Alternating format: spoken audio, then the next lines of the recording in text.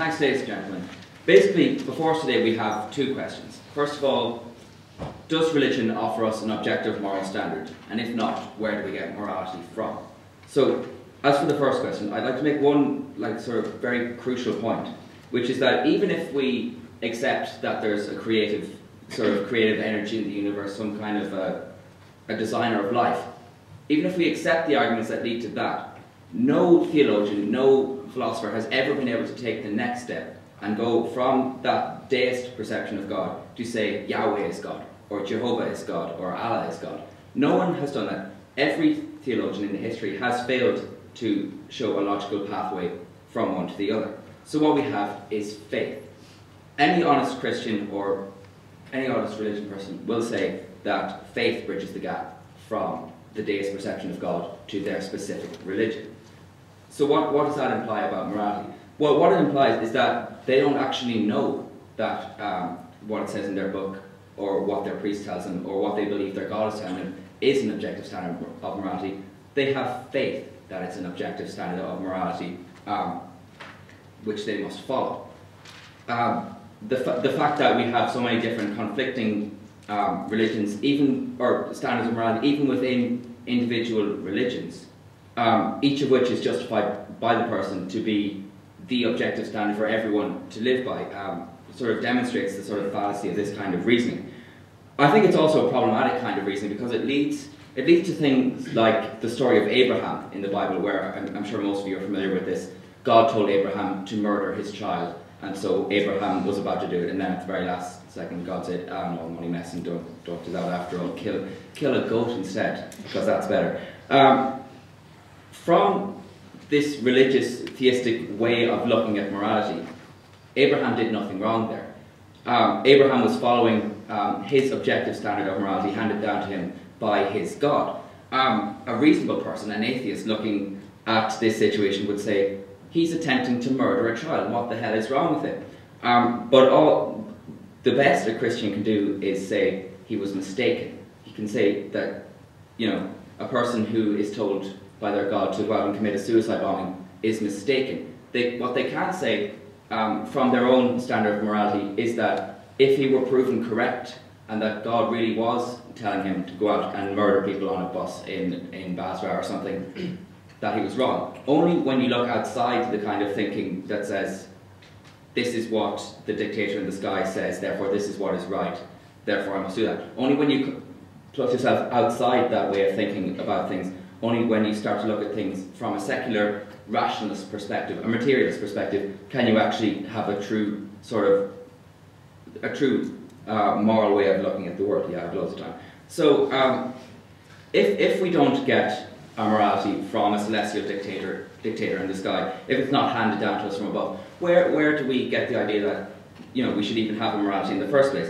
I think what makes secular morality good is because our morality comes from looking around the world, looking at the way the world is, looking at what kind of world we would like to live in, looking at things like human solidarity, looking at each other and saying, this is another person like me. Surely just by that fact alone, I should be good to them, I should treat them well.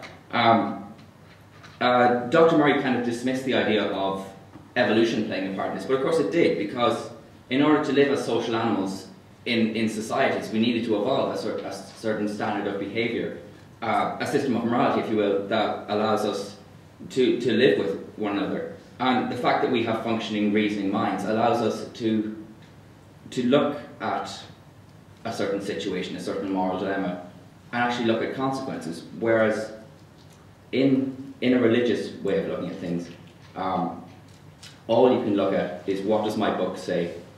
And even if that goes against your sort of intrinsic morality that you feel inside you, you just convince yourself that you're mistaken, that your book doesn't say that it says something else. So if you're a progressive Christian who thinks gays are okay and should be allowed to marry, what you have to do is convince yourself that the Bible doesn't say in Leviticus that a man must not lie with another man as with a woman. That is abomination. That is all you can do. You cannot say, I feel within myself and from reasoning and from thinking that there's nothing wrong with gay people being married and with homosexuality, for example. All you can do is try and convince yourself that you're mistaken. I think that's the key point. That is why if you will, secular morality trumps religious morality. That's basically all I've got, so thanks. My name is Rob, I'm here representing the opposition with Aidan and my from Atheist Ireland. The proposition have made, I regret to say, a serious error in judgment, I feel. They've confused, first of all, nouns and verbs, and also the past tense and the present tense. First of all, what I mean by the nouns and verbs thing, we're talking about morality so far, like it's this thing, like there's this cosmic nutshell called morality. Like you can like take a grain of it or you can weigh it or something.